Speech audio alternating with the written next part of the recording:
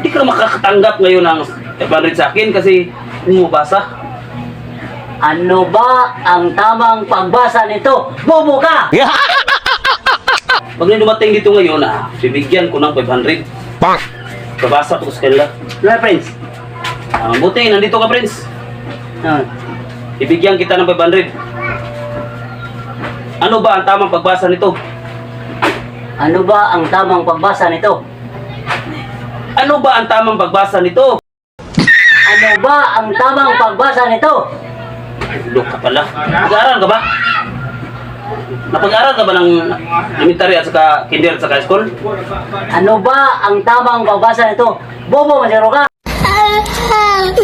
Ano ba ang tamang pagbasa nito? Ano ba ang tamang pagbasa nito? Tatanungin kita, nakapag-aral ka ba?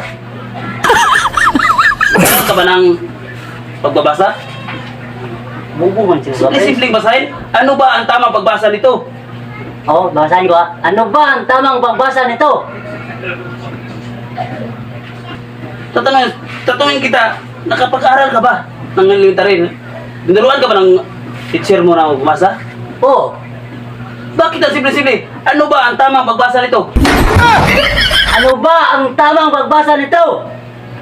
Tantado ka, friends. Bobo ka. Talaga ito tinuruan ng guro mo ba? Masa. Ano ba ang tamang pagbasa nito? Sandali lang. Tinuruan ka ba ng teacher mo magbasa? Noong school? Noong elementary? Buwag mo mga friends. Ang simple-simple. Ano ba ang tamang pagbasa nito? Hindi ka na makakatanggap ngayon ng 500 sa akin kasi bumabasa. Ano ba ang tamang pagbasa nito? Bobo ka! Hindi talaga to. Hindi to tinuruan ng teacher niya ba? Oo, ang simple-simple. Basahin lang niya yung nakasulat dyan. Ano ba ang tamang pagbasa nito? Hindi mo mabasa? Binasa ko ng ano ba ang tamang pagbasa nito? Talaga to nag-aaral lang maayos yung Bobo ka mga to. siguro, friends.